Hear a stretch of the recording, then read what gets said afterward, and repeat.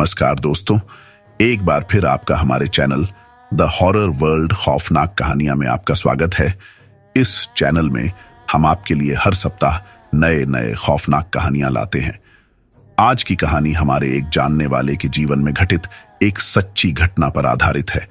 इसको हमने काल्पनिक नाम तथा कुछ रोमांचक तथ्यों को जोड़कर बनाया है। यह कहानी सुनने से पहले आप अपने खिड़की दरवाजे बंद कर लें और हनुमान जी या आप जिस किसी भगवान के स्वरूप की पूजा करते हैं उनका नाम ले लीजिए। आइए शुरू करते हैं आज की कहानी। विक्रम एक सादा पर अपने सपनों और महत्वाकांक्षाओं में डूबा हुआ इंसान था। पेशे से एक सॉफ्टवेयर इंजीनियर, लेकिन मन से वो शांति और एकांत का प्रेमी था। उसके लिए शहर की भीड़ और ऊंची इमारतें एक ऐसे सपने की तरह थीं जो उसने कभी पूरी तरह समझा नहीं। उसकी पत्नी प्रिया एक प्यारी, शांत और समर्पित स्त्री थी जो अपने परिवार की खुशियों में ही अपनी खुशियां तलाशती थी। उनका बेटा आरव महज 2 साल का मासूम और चंचल था, जो अपनी छोटी छोटी हंसी के साथ घर के अंधेरों को भी उजालों में बदल देना चाहता था। गांव के किनारे एक वीरान और उजाड़ मकान था जो शहर से दूर एक पुरानी और भुला दी गई सड़क के उस पार स्थित था। उस मकान के पास से शायद ही कोई गुजरता और जो लोग वहां से निकलते भी वो अपने कदम तेज कर लेते थे। मकान घने पेड़ों की छांव में ढका हुआ था, जैसे किसी पुराने राज को अपने अंदर समेटे बैठा हो। विक्रम ने यह मकान कुछ महीने पहले ही खरीदा था, जब उसने अपने पुराने शहर के जीवन को पीछे छोड़ने का फैसला किया। उसने सोचा था कि यहां उसे एक नई दुनिया मिलेगी और गांव की इस पुरानी हवेली में उसे वो शांति मिलेगी जो वो हमेशा से चाहता था। ये हवेली 150 साल पुरानी थी, जो अपने आप में कई कहानियों की गवाह थी। शायद इस हवेली में भी कुछ ऐसी बातें छुपी थीं जिन्हें उसने और उसके परिवार ने महसूस करना अब भी बाकी था। इस हवेली में कदम रखते ही एक अजीब सी ठंडक का एहसास होता था। सीढ़ियां पुरानी और संकरी थीं, जिन पर कदम रखते ही हल्की सी चरमराहट सुनाई देती। लगता था जैसे हर कोने में कोई छुपी हुई आहट है जो किसी की उपस्थिति का एहसास दिलाती है। दीवारें पुरानी और जर्जर थीं, कहीं कहीं से प्लास्टर झड़ चुका था। हवेली के अंदर एक अजीब सी गंध थी, जैसे सूखी लकड़ी और मिट्टी की, जो समय के साथ सूख कर बस एक याद बन गई थी। विक्रम और प्रिया ने इस घर में नई उम्मीदों के साथ कदम रखा था। हालांकि प्रिया को यह मकान पहले ही दिन से थोड़ा अजीब लगा था, लेकिन विक्रम के विश्वास ने उसे भी हिम्मत दी। पहले दिन ही प्रिया को लगा कि जैसे कोई और भी उनके आसपास था। आरव, जो हमेशा हंसमुख और चंचल रहता था, इस नए घर में कभी कभी रात को उठकर रोने लगता। उसकी आंखों में एक अनजाना डर होता। मकान में एक पुरानी अलमारी थी जो बेडरूम के कोने में खड़ी थी। अलमारी पर धूल भरे पुराने कपड़े और कागज रखे थे। हर रात जब विक्रम उस अलमारी के पास से गुजरता तो उसे ऐसा महसूस होता जैसे कोई उस पर नजर रख रहा हो। एक रात उसने अलमारी को खोलकर अंदर देखने की सोची, लेकिन जैसे ही उसने अलमारी का दरवाजा खोला, वो धीरे धीरे अपने आप खुल गया। अंदर का सारा सामान वैसे का वैसा पड़ा था, लेकिन विक्रम को ऐसा लगा जैसे वहां कुछ छिपा हो जो अभी उसकी पहुंच से बाहर था।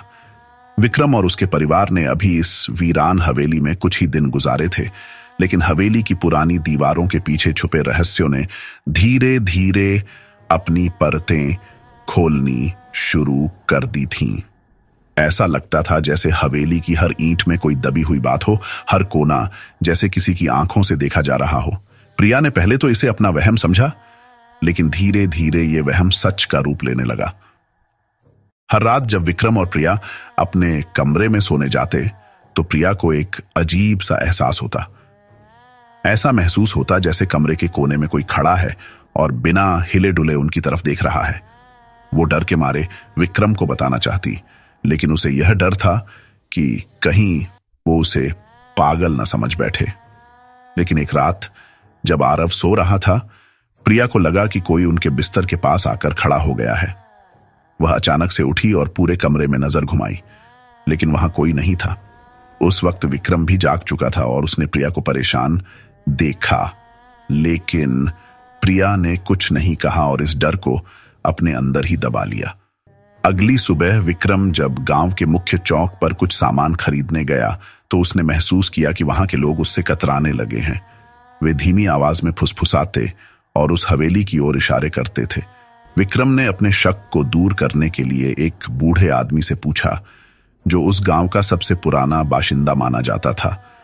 उस आदमी ने विक्रम की बात पर एक ठंडी सांस ली और धीमे स्वर में कहा, बाबू, उस हवेली में कभी चैन नहीं रहा। वो जगह अभिशापित है। जितने लोग वहां बसे हैं वो या तो गुमनाम हो गए या पागलपन की हद तक पहुंच गए।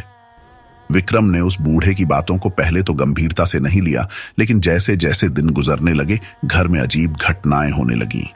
आरव रात में चुपचाप किसी से बातें करने लगा था। रात के सन्नाटे में उसकी धीमी धीमी आवाज कमरे के बाहर तक सुनाई देती। कई बार प्रिया ने उसे उठते देखा और वो बिस्तर पर बैठकर किसी अनजाने अंधेरे की तरफ देखता रहता, जैसे वहां कोई मौजूद हो और उसे पुकार रहा हो।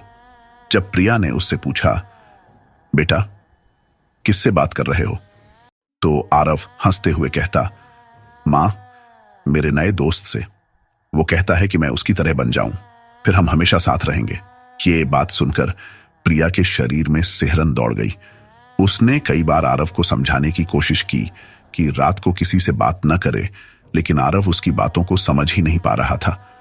वो हर रात उसी तरह बातें करता और अजीब अजीब आवाजें निकालता, जो किसी सामान्य बच्चे की आवाज नहीं लगती थी। प्रिया के मन में डर अब गहराता जा रहा था। वो घर के किसी भी कोने में अकेले जाने से डरने लगी थी। घर में कई बार उसने महसूस किया कि जैसे किसी ने उसके कंधे पर हाथ रखा हो या फिर उसके कानों के पास कोई धीमे स्वर में कुछ कहता हो। दिन के उजाले में भी उसे घर के अंदर एक अजीब सी घुटन महसूस होती। हवेली की हर दीवार पर जैसे कोई अदृश्य छाया पसरी रहती। कई बार उसे ऐसा लगा कि घर के पुराने झरोखों से किसी की नजरें उसे देख रही हैं। विक्रम भी इन अजीब घटनाओं को नजरअंदाज नहीं कर पा रहा था। एक रात जब वो देर तक अपने ऑफिस का काम कर रहा था तो उसने अपने कमरे के बाहर से किसी के चलने की आवाज सुनी। आवाज धीमी धीमी थी, लेकिन ऐसा लग रहा था जैसे कोई सीढ़ियां चढ़ते हुए धीरे धीरे उसकी ओर बढ़ रहा हो। जब उसने बाहर देखा तो वहां कोई नहीं था, लेकिन उसे लगा जैसे एक छाया उसके सामने से गुजर गई हो। विक्रम ने इन बातों का जिक्र प्रिया से किया तो उसने महसूस किया कि प्रिया भी कुछ कहना चाह रही है। प्रिया ने अपने दिल का बोझ हल्का करते हुए विक्रम को बताया कि उसे कई बार ऐसा महसूस होता है कि वो हवेली के अंदर अकेली नहीं है। उसने विक्रम को आरव की बातों के बारे में भी बताया। यह सब सुनकर विक्रम का चेहरा भी फीका पड़ गया। उन्होंने तय किया कि अब वो गांव के बाकी लोगों से भी इस हवेली के इतिहास के बारे में जानकारी जुटाएंगे। अगले दिन विक्रम ने फिर से उस बूढ़े व्यक्ति से मुलाकात की। उस व्यक्ति ने उसे बताया कि उस हवेली में एक समय में एक बहुत अमीर परिवार रहा करता था। उनके छोटे बेटे की एक अजीब दुर्घटना में मृत्यु हो गई थी और उसके बाद से उस घर में अजीब घटनाएं होने लगी थी। उस लड़के की आत्मा को कभी शांति नहीं मिली और वो अब तक हवेली में भटक रही है। विक्रम अब समझ चुका था कि जो भी उनके साथ हो रहा है वो सिर्फ वहम नहीं है। घर में जो भी हो रहा था वो एक सच्चाई थी। उन्होंने खुद को समझाने की कोशिश की, लेकिन हर रात का डरावना अनुभव उन्हें सच्चाई से मुंह मोड़ने नहीं दे रहा था। इस हवेली में रहते हुए विक्रम और उसके परिवार को अब लगभग 2 महीने हो चुके थे, लेकिन इन 2 महीनों में जो बदल गया था वो था उनके दिलों का चैन और दिमाग का सुकून। प्रिया का चेहरा दिन ब दिन पीला पड़ता जा रहा था, जैसे वो किसी अदृश्य भय के साए में जी रही हो। विक्रम की नींद अब रात के सन्नाटे में बार बार टूटने लगी थी। आरव का मासूम बचपन अब किसी अनजाने डर की चपेट में आ चुका था। रात में कई बार विक्रम और प्रिया को आरव के कमरे से अजीब अजीब आवाजें सुनाई देने लगी थी। एक रात जब विक्रम और प्रिया सो रहे थे तो अचानक आरव के कमरे से किसी के हंसने की आवाज आई। ये आवाज न आरव की थी, न ही किसी और इंसान की। ये आवाज इतनी धीमी और डरावनी थी कि सुनकर प्रिया का दिल थम सा गया। विक्रम ने भी ये आवाज सुनी और बिना कुछ सोचे वो तेजी से आरव के कमरे की ओर भागा। जब वो आरव के कमरे में पहुंचे तो उन्होंने देखा कि आरव बिस्तर पर नहीं था। वो कमरे के एक कोने में बैठा हुआ था और उसका चेहरा सामने की दीवार की ओर था, जैसे वो किसी अदृश्य चीज को देख रहा हो। विक्रम ने उसे पुकारा, लेकिन उसने जैसे उनकी बात को सुना ही नहीं। उसके चेहरे पर एक अजीब सी शांति थी, जैसे वो किसी से बात करने में मग्न हो। अचानक आरव ने पलटकर विक्रम और प्रिया की ओर देखा। उसकी आंखों में एक गहरी और खाली सी चमक थी। उसने धीमी आवाज में कहा, पापा, ये मेरे दोस्त हैं। ये हमेशा मेरे साथ खेलना चाहते हैं। विक्रम के शरीर में एक सिहरन दौड़ गई। उसने आरव को गोद में उठाया और बिस्तर पर ले आया। प्रिया ने उसे कसकर अपने सीने से लगा लिया, लेकिन उसका डर कम नहीं हुआ। उस रात के बाद से ये डरावनी घटनाएं बढ़ने लगी। अब हर रात हवेली में अजीब अजीब आवाजें आने लगी।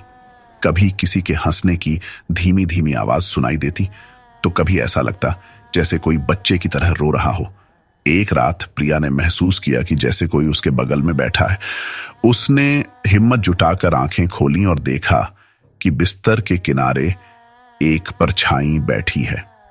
वो परछाई उसकी ओर देख रही थी। प्रिया ने चीखने की कोशिश की, लेकिन उसके मुंह से कोई आवाज नहीं निकली।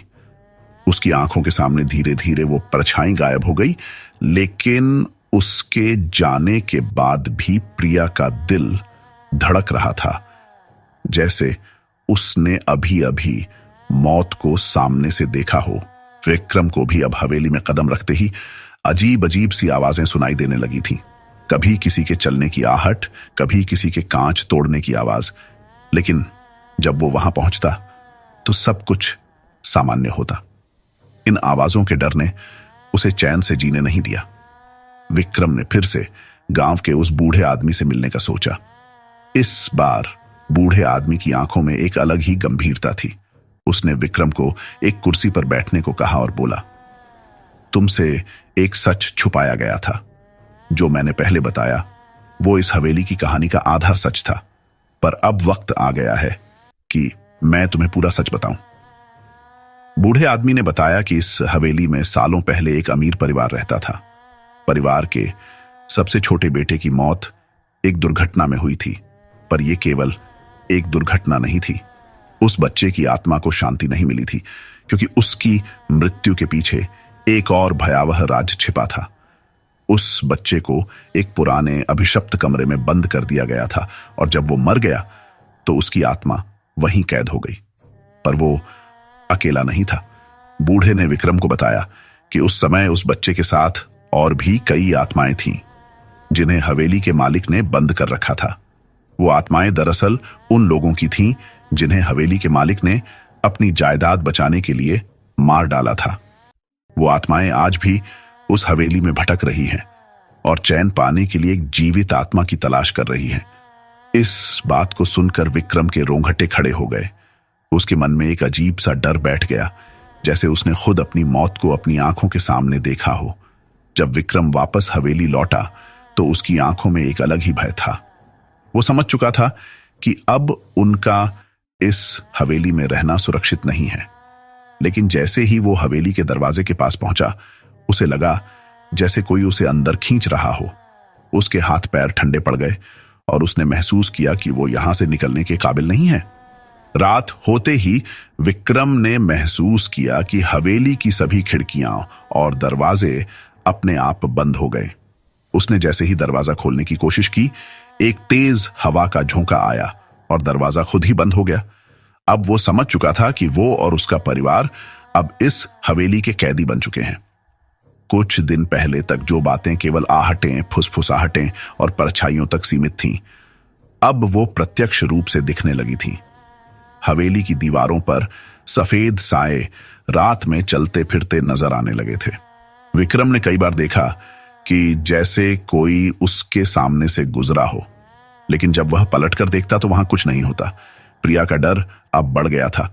उसने हवेली के कोने कोने में किसी अनदेखी उपस्थिति को महसूस किया था। एक रात जब सब सो रहे थे, विक्रम अचानक किसी के जोर से दरवाजा पीटने की आवाज से जाग उठा। वह जल्दी से उठा और दरवाजा खोला, लेकिन बाहर कोई नहीं था। जैसे ही वह पलटा, उसने देखा कि कमरे के बीचों बीच एक छाया खड़ी थी। वह छाया धीरे धीरे विक्रम की ओर बढ़ने लगी। विक्रम का दिल जोर से धड़कने लगा, लेकिन जैसे ही वह हिम्मत करके एक कदम आगे बढ़ा, वह छाया गायब हो गई। उस रात विक्रम ने फैसला किया कि वह अब और चुप नहीं बैठेगा। उसने तय किया कि वह हवेली के हर हिस्से की छानबीन करेगा, ताकि पता चल सके कि आखिर उनके साथ क्या हो रहा है। उसने हवेली के पुराने तहखाने में जाने की सोची, जो अब तक बंद था और जिसे किसी ने कभी खोला नहीं था। प्रिया ने उसे रोका, लेकिन विक्रम का मन अब किसी अज्ञात शक्ति के सामने झुकने को तैयार नहीं था। विक्रम ने एक टॉर्च उठाई और तहखाने की ओर बढ़ चला। तहखाने का दरवाजा बहुत भारी था, जैसे सालों से किसी ने उसे छुआ भी ना हो। बड़ी मुश्किल से उसने उसे खोला। दरवाजे के पीछे गहरी अंधेरी सीढ़ियां थीं, जो धरती के नीचे की ओर जाती थीं। हर कदम के साथ उसे ऐसा महसूस हो रहा था कि जैसे कोई उसे देख रहा हो, उसका पीछा कर रहा हो। तहखाने में एक अजीब सी सड़न भरी गंध थी। वहां एक पुराना लकड़ी का तख्ता पड़ा था, जिस पर खून के धब्बे थे। विक्रम का दिल जोर से धड़कने लगा, लेकिन वह वापस मुड़ने का नाम नहीं ले रहा था। जैसे ही उसने तहखाने के अंतिम कोने में कदम रखा, एक ठंडी हवा का झोंका आया और उसके टॉर्च की रोशनी अचानक बुझ गई। चारों तरफ गहरा अंधकार छा गया। उसी क्षण उसने सुना कि कोई उसके कान के पास धीरे से बोला, तुम्हारा समय अब खत्म होने वाला है, हम तुम्हें अपने साथ ले जाएंगे। विक्रम घबरा गया, लेकिन उसने हिम्मत जुटाई और टॉर्च को फिर से चालू किया। उसने देखा कि उसके चारों ओर सफेद धुंधली आकृतियां घेर रही थीं। ये आत्माएं उसकी ओर धीरे धीरे बढ़ने लगीं। विक्रम ने खुद को संभाला और तेजी से भागा, लेकिन सीढ़ियों पर चलते ही उसे लगा कि कोई उसका हाथ पकड़ने की कोशिश कर रहा है। किसी तरह वह ऊपर की ओर भागा और दरवाजा बंद कर दिया। जब वह कमरे में लौटा, प्रिया और आरव बुरी तरह से डरे हुए थे। प्रिया ने बताया कि जब विक्रम तहखाने में था, तब आरव ने अचानक जोर जोर से रोना शुरू कर दिया था और कहने लगा, वो लोग मुझे लेने आ रहे हैं। प्रिया ने उसे चुप कराने की कोशिश की, लेकिन तभी उन्होंने भी कमरे के चारों ओर किसी की परछाई देखी थी। विक्रम ने अब ठान लिया था कि उसे इस हवेली के रहस्यों को सुलझाना ही होगा। उसने गांव के उस बूढ़े आदमी से फिर से मिलने का निर्णय लिया। बूढ़े ने इस बार जो बताया वह और भी चौंकाने वाला था। उसने कहा, इस हवेली में सिर्फ एक बच्चे की आत्मा नहीं है, यहां उन सभी की आत्माएं हैं जिन्हें इस हवेली के मालिक ने बलि चढ़ा दिया था। यह हवेली एक अभिशप्त स्थान है और हर कुछ सालों में यह हवेली एक नए परिवार की बलि मांगती है। जो लोग यहां बसते हैं वे कभी यहां से जीवित नहीं लौटते।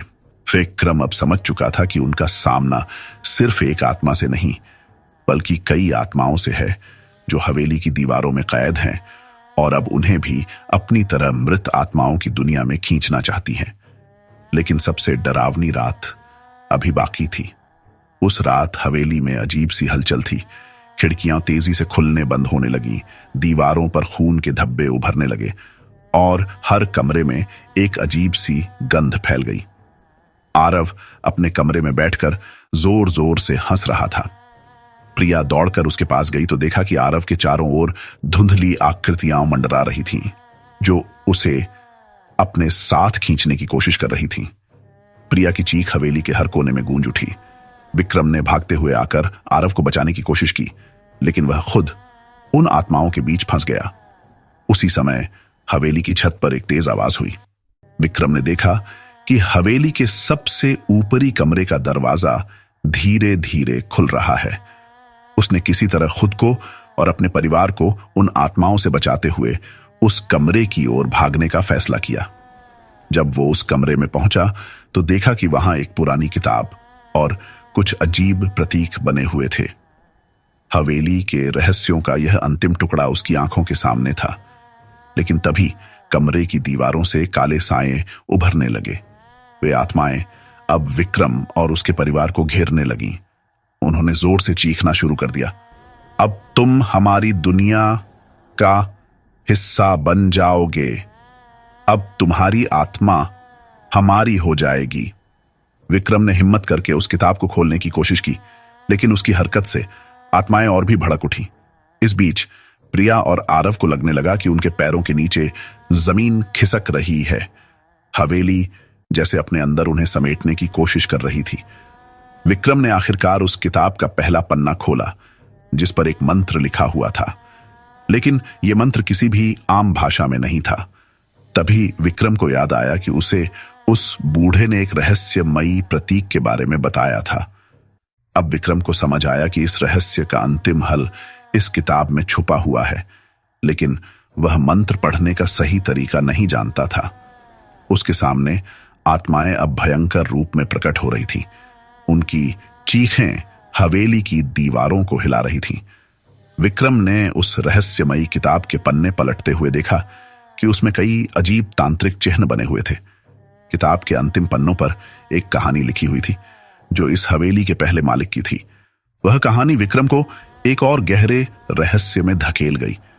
विक्रम ने पढ़ा कि इस हवेली के पहले मालिक ठाकुर प्रताप सिंह बेहद लालची और अत्याचारी व्यक्ति थे। वह अपनी जायदाद और संपत्ति से इतना प्रेम करते थे कि उन्होंने इसे अपने जीवन का सबसे बड़ा ध्येय बना लिया था। ठाकुर को एक दिन पता चला कि मृत्यु के बाद उनकी संपत्ति छिन जाएगी। इस विचार से वह विचलित हो गए। तभी उनकी मुलाकात एक तांत्रिक से हुई जिसने उन्हें अमृता का एक खौफनाक तरीका बताया। उस तांत्रिक ने कहा, यदि तुम हर अमावस्या की रात को एक इंसान की बलि दोगे तो तुम अमर हो सकते हो। तुम्हारी आत्मा हमेशा इस हवेली में बसी रहेगी और तुम मरने के बाद भी अपनी जायदाद के मालिक बने रहोगे। यह सुनकर ठाकुर ने अपने ही परिवार के सदस्यों की बलि देनी शुरू कर दी। एक के बाद एक उसकी हवेली के लोग मरने लगे, लेकिन अंततः ठाकुर को एक खतरनाक बीमारी ने घेर लिया और वह अपनी आखिरी सांसें लेते हुए भी हवेली छोड़ने को तैयार नहीं था। उसकी आत्मा हवेली में ही कैद हो गई और उसने उन सभी की आत्माओं को अपने बस में कर लिया जिन्हें उसने बलि दी थी। अब वो आत्माएं ठाकुर की दास बन चुकी थीं और हर उस परिवार को खत्म कर देती थीं जो भी उस हवेली में रहने आता था। विक्रम को यह समझ में आ गया कि यह हवेली एक अभिशप्त स्थान है जहां आत्माओं का एक अंतहीन चक्र चल रहा है। इस श्राप से छुटकारा पाने का तरीका कहीं ना कहीं इस किताब में छुपा हुआ था, लेकिन वह उसे समझ नहीं पा रहा था। विक्रम ने गांव के विभिन्न तांत्रिकों और ओझाओं से मदद मांगने की कोशिश की। उसने किताब को 4-5 तांत्रिकों को दिखाया, लेकिन हर बार उसे निराशा ही हाथ लगी। किसी को भी इस किताब के रहस्यों का अर्थ समझ नहीं आया। वे सभी इस किताब को देखकर डर जाते और कहते, यह कोई साधारण तंत्र नहीं है। इस पर केवल वही व्यक्ति काम कर सकता है जो इस विद्या का असली जानकार हो। विक्रम का डर अब और भी बढ़ गया था। हवेली में घटनाएं अब और भी भयानक हो गई थीं। अब रात होते ही हवेली की दीवारें खून से लाल हो जाती। हर दरवाजा, हर खिड़की अपने आप खुलने और बंद होने लगती। दीवारों पर खून से लिखे संदेश प्रकट होते, अब तुम्हारी बारी है। विक्रम ने एक रात जबरदस्त आहट के साथ जागकर देखा कि हवेली का पूरा हॉल किसी अंधेरे कुंड में बदल गया है। वहां बीचों बीच ठाकुर प्रताप सिंह की आत्मा प्रकट हुई।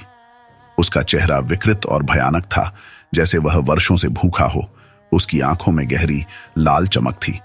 उसने विक्रम की ओर देखते हुए कहा, तुम्हारा परिवार अब मेरा है। तुम यहां से बचकर नहीं जा सकते। अब तुम भी मेरे साथ इस श्राप का हिस्सा बन जाओगे। विक्रम ने साहस जुटाकर उससे पूछा, तुम्हें क्या चाहिए? हम यहां क्यों फंसे हैं? ठाकुर की आत्मा ने हंसते हुए कहा, मैं अमर हूं और तुम सब मेरी जायदाद का हिस्सा बनोगे। तुम इस हवेली से बाहर नहीं जा सकते। अब तुम मेरी बलि का अगला शिकार हो। विक्रम ने उसे रोकने की कोशिश की, लेकिन तभी हवेली के चारों ओर की आत्माएं प्रकट होने लगी। वो सब जोर जोर से चीखने लगी, जैसे उन सब की आत्माएं अब मुक्त होना चाहती थीं। विक्रम ने देखा कि आरव को वे आत्माएं घसीटने की कोशिश कर रही हैं। प्रिया की चीख से हवेली गूंज उठी, लेकिन उसकी आवाज को दबाते हुए हवेली की दीवारें थरथराने लगीं। विक्रम को अचानक याद आया कि बूढ़े आदमी ने एक रहस्यमयी साधु के बारे में बताया था जो किसी पहाड़ी गांव में रहता था और उसने कई अभिशप्त आत्माओं को मुक्त किया था। वह साधु ही उनकी आखिरी उम्मीद हो सकता था। विक्रम ने तुरंत ही उस साधु को खोजने का निश्चय किया, लेकिन साधु तक पहुंचने के लिए उन्हें अमावस्या की रात तक का समय था, और यह हवेली हर अमावस्या को और भी भयानक हो जाती थी। विक्रम ने प्रिया और आरव को किसी तरह संभाला और अगले दिन साधु की खोज में निकल पड़ा।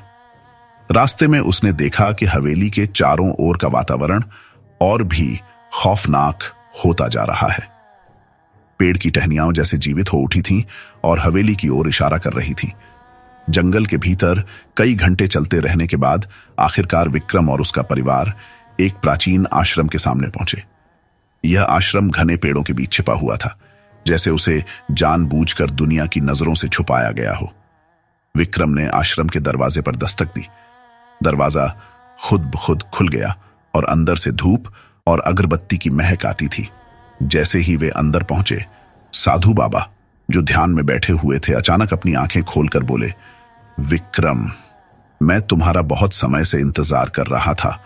तुम आखिरकार यहां पहुंच ही गए। मुझे पता था कि तुम एक दिन इस हवेली के श्राप से बचने का उपाय ढूंढते हुए मेरे पास जरूर आओगे। विक्रम यह सुनकर हैरान रह गया। वह सोच में पड़ गया कि साधु बाबा को उसके बारे में पहले से कैसे पता था। साधु ने मुस्कुराते हुए कहा, इस ब्रह्मांड में कोई भी घटना बिना कारण नहीं होती। तुम्हारी हवेली में जो कुछ हो रहा है वह एक प्राचीन तंत्र का हिस्सा है। ठाकुर प्रताप सिंह की आत्मा ने इस हवेली को अपने श्राप से बांध रखा है। मैं जानता हूं कि तुम्हारी क्या समस्या है और तुम्हें कैसे बचाना है। साधु बाबा ने अपने 4 शिष्यों को तैयार किया और उन्होंने एक विशेष अनुष्ठान की तैयारी शुरू कर दी। उन्होंने विक्रम से कहा, हम ठाकुर की आत्मा को नियंत्रित कर सकते हैं, लेकिन इसके लिए हमें हवेली के अंदर जाना होगा, जहां उसका सबसे प्रबल प्रभाव है। वहां ही हमें उसका सामना करना होगा। विक्रम, प्रिया और आरव साधु बाबा और उनके शिष्यों के साथ हवेली की ओर लौटे। रास्ते में साधु ने उन्हें बताया कि ठाकुर प्रताप सिंह की आत्मा बहुत ही शक्तिशाली हो चुकी है, क्योंकि उसने सालों तक अनेक निर्दोष लोगों की बलि देकर अपनी शक्ति को बढ़ाया है। लेकिन साधु ने कहा, हर शक्ति का अंत होता है और आज हम उसे उसी के श्राप से मुक्त करेंगे। जैसे ही वे हवेली में प्रवेश करते हैं, हवेली के अंदर का माहौल एकदम बदल गया। चारों ओर से आत्माओं की चिल्लाहट, हवा में तैरती परछाइयां और एक अजीब सी सर्दी ने उन्हें घेर लिया। साधु बाबा ने एक मंत्र का उच्चारण शुरू किया, जिससे हवेली की दीवारें थरथराने लगी। ठाकुर की आत्मा प्रकट हुई। उसकी आंखों में गुस्से की लाली और शरीर से धुआं निकल रहा था। उसने जोर से चिल्लाते हुए कहा, तुम लोग यहां क्यों आए हो? यह हवेली मेरी है और तुम सब अब मेरी दुनिया का हिस्सा बनोगे। साधु बाबा ने अपने शिष्यों को संकेत दिया और सभी ने एक साथ मंत्रोच्चार शुरू कर दिया। ठाकुर की आत्मा अब पूरी ताकत के साथ उन पर हमला करने लगी। हवेली की छत से बड़े बड़े पत्थर गिरने लगे। चारों ओर आग की लपटें उठने लगीं, लेकिन साधु बाबा अपने मंत्रों से एक सुरक्षा कवच बना रहे थे।